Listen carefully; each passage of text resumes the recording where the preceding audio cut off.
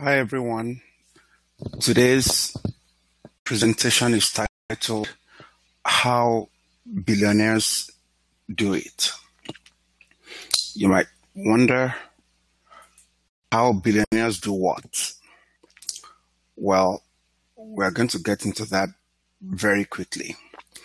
But the whole objective of this presentation is to demonstrate that billionaires do things differently, and that is why it is in your best interests, especially now that the entry costs are very low, to sign up for the Fractional Billionaire Project. We're going to start with this document. It's an article that came out on Reuters magazine back in 2012, I believe. The title was Billionaires Get Richer, Many Millionaires Lose Ground.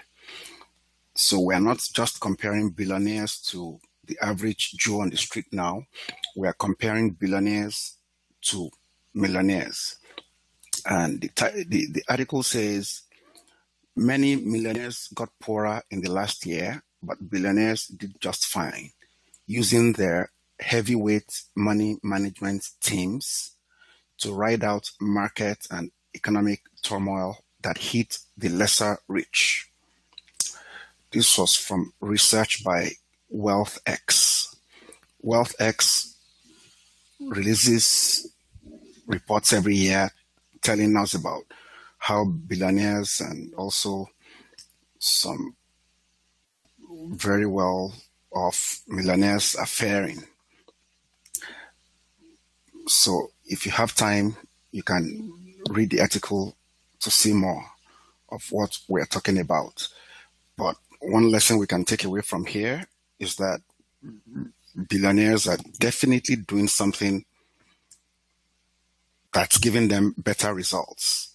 And our focus is to get the average Joe on the street to participate in the opportunities that are open only to billionaires right now, opportunities that would get you to your destination faster in terms of financial goals, and so on. So let's move on to another document. This document is from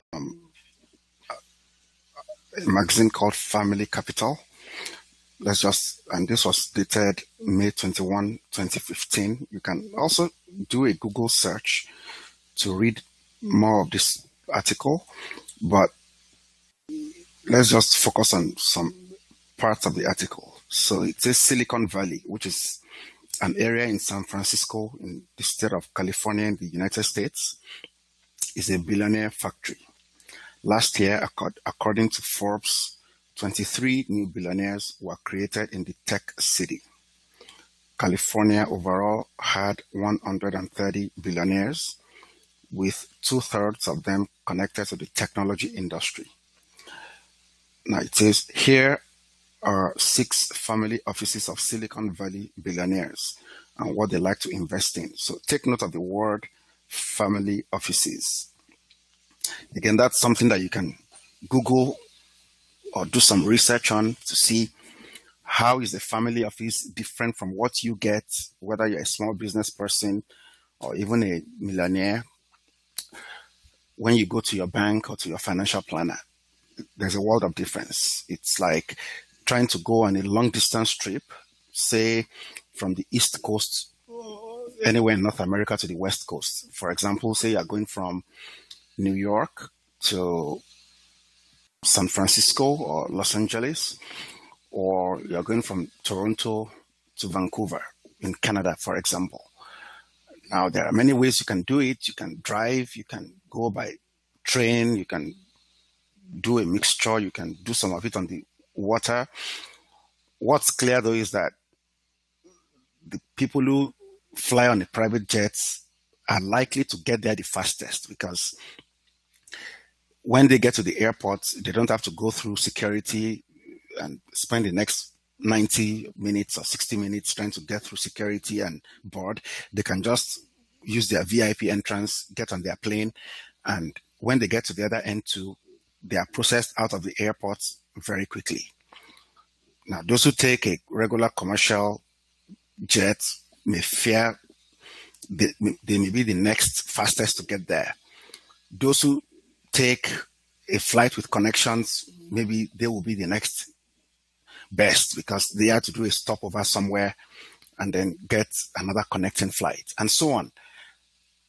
So there are differences. But whatever millionaires and the average Joe on the street are getting, you can compare to someone who decides to walk from the East Coast to the West Coast or ride a bicycle. And what billionaires are doing is what you can compare to someone who took that trip on a private jet. So these are some examples. There is Paul Allen, who was the Microsoft co-founder along with Bill Gates. His own entity is known as Vulcan. You can do some research on that. There's Mark Zuckerberg, the Facebook guy. He works through an entity called Iconic Capital, which actually also manages money for some other people apart from him. Some of them work with entities that manage for others. Some of them have their own dedicated entities. Sergey Brin is one of the Google co-founders. He calls his own entity Bayshore Global Management. We're going to be talking more about this particular entity in a few minutes. Bill Gates calls his own entity Cascade Investments. And so on. Eric Schmidt, former boss of Google, calls his own entity Hillspire, and so on. So you get the picture of what we're talking about. Each of these personalities has set up a dedicated entity to manage their money, or in some cases, manage money for them and a few other people of like minds. Another example that we should look at very quickly is this company called MSD Capital. And you can go to their website, msdcapital.com. But let's just click on this link, About Us. MSD Capital LP was formed to exclusively manage the capital of Michael Dell. So actually, Michael Dell's middle name is Saul. So the S is, so M, Michael, S, Saul, D for Dell, MSD Capital. And his family. Established in 1998, MSD is an investment firm primarily focused on the following investment activities. And you can read the rest on your own time. But note here, MSD Capital's team of approximately 80 people operates from the firm's offices in New York, Santa Monica, and London. So that's where the idea of heavyweight teams that we read about in the previous article comes to play. That's it. His own heavyweight team has 80 people. Now, very quickly, let's look at what is going on at Bayshore Global Management. That's the company that Google's Sergey Brin operates through. So this article was on Bloomberg Business, April 2015. And the title says, The Big Business of Being Sergey Brin. It takes a company to manage the billionaire's money and life. We can't read the whole article, but we'll go through some highlights very quickly. Running Sergey Brin's family affairs is a full-time job, and it takes dozens of people.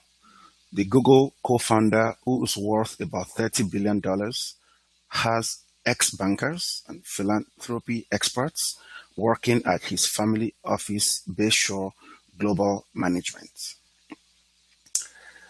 You will notice that he has ex-bankers. So he would not go to the bank and ask them, what should I do? No. He would get people who used to do that and put them on his payroll.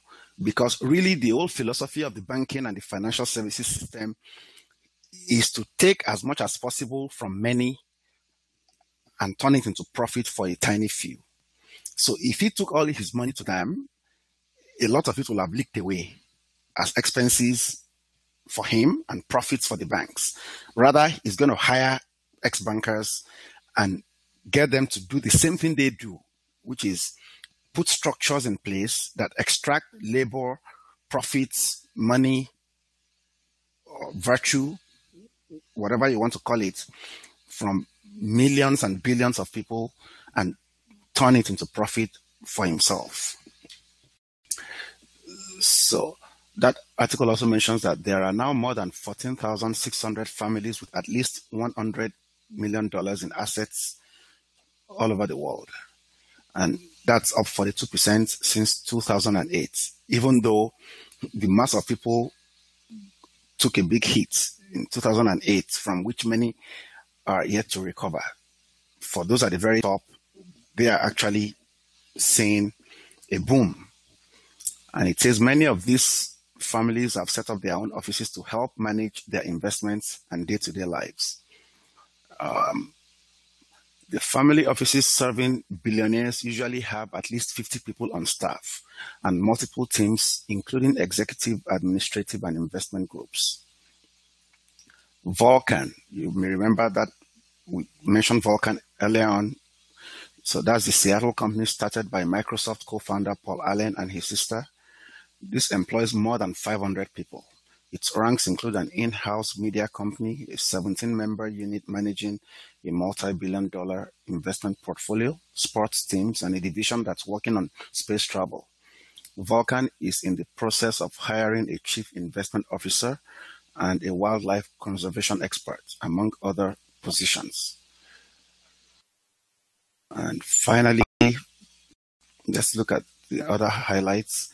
Bayshore, that's the one we're looking at in this article, takes its name from North Bayshore, the section of Mountain View, California, where Google has its headquarters. It has existed since at least 2006, 2 years after Google went public. And that was also probably the time this Sergey Brin became a billionaire. This company has recruited employees from Google, Goldman Sachs, Deutsche Bank, and other family offices, according to LinkedIn profiles of people who say they work for Bayshore. It has employed at least 47 people, according to U.S. Department of Labor filings. Sergey Brin, who is 41 years old, came to the U.S. from the Soviet Union as a child with his family, and is now the 21st richest person in the world, according to the Bloomberg Billionaires Index. So you get the picture that billionaires are certainly doing things differently. We may not be able to go into all the details right now, and you can certainly request to be part of a question and answer session if you want to know more about some of the things they do. And we would also put some videos on YouTube that would bring out examples of what they do differently, how they get different results, and how you can also get those same results. So when we talk about the fractional billionaire project, we are not talking about some multi-level marketing scheme or, go around recruiting people, selling products or services to them, getting them to buy insurance or mutual funds. No, it's simply people coming together to do what billionaires do. Because if you listen to some other presentations that we have put out there, there are two things that we always highlight. Billionaires don't do what everybody else is doing. By everybody else, we're talking about another 99.7, 99.8, possibly 99.9% of the population. They do things differently. They don't want any part of what everybody else is doing, working hard, paying high taxes, getting a very bad deal, getting, as it were, cheated by the banks. So they don't want any part of that. But also, they do their best to make sure that all the other people who are not a part of them stay out of what the billionaires are doing. They don't want you coming to do what they do, because if too many people do what they do, there will be less money for the billionaires. So what they do is keep as many people as possible out. And so they make sure that they don't do what you do, and also make sure they don't want you to do what they do. So the fractional billionaire project then is an end run around the roadblocks that billionaires have put in place to keep other people out. So certainly it's not for everybody. And the average person is going to look at it and say, well, I don't understand. Why should I do it? And that's a good thing. If you are waiting until all your neighbors are doing it, until all your siblings are doing it, until all your friends and co-workers are doing it, then it's not going to give you any meaningful edge. But if, like the billionaires, you dig deep, understand what is different about the billionaires, and sign on to join the fractional billionaire project now when it is very cheap, you'll see that down the line, 10 years will make a world of difference between you and those who are, as it were, playing by the rules that they've been told. Go to work or run your small business, buy a house, go to your bank and get set up for retirement savings, or in some cases, well, maybe for those who work with the government and some very large companies, you are promised a pension. But what ends up happening is that you do the work and what you have is a promise. There is no security. No billionaire does business on those terms. Say, okay, I'm going to work for you today. You're going to give me a promise on paper that after I've worked for you for 40 years or 30 years, as the case may be, you're going to begin to pay me a pension according to this. What ends up happening more often than not is that when the 30 years come around, a different set of politicians, a different set of company executives are in place, and little by little they begin to steal those benefits, cut those benefits. In some cases, people have lost 100% of their pension benefits. So you don't want to be like that. And at this stage, it's very easy. It's very cheap to get on board this fractional billionaire project. It's what we call a closed-end project, meaning that it's only going to take a certain number of people. At some point, the door will be closed, and it will no longer take on new people. So it's not like your typical mutual fund where you can get in at any time and sell at any time. No. This is for a certain number of people who get in, and even when you get in will determine what you pay. If you get in now at the very beginning, you're going to pay less than someone who gets in the next 3 months or in the next 2 months or in the next 1 month. So I can only urge you to sign up as quickly as you can. It's going to cost you maybe $25 or less. It's not going to break the bank, but it will make a world of difference for you and your family over the next few years and decades. So if you go to our YouTube channel, it's called MCWS Presentations. Let's see whether we can put it up on YouTube here. You will see a video on how to join the fractional billionaire project. So if you don't know how to join, take advantage of that video to understand what you need to do. So there's that video, how to join the fractional billionaire project, and you'd also see other videos, the fractional billionaire project part 2, part 1, Dog in Pain, Valuable Lessons, and Organized Money versus Unorganized Money Illusion. We still have other videos that have been developed. And so all of this shed more light on what we're trying to do. And also you can get more information by sending an email. You would find the email address in that video, how to join the fractional billionaire project. So thanks for listening and have a good day.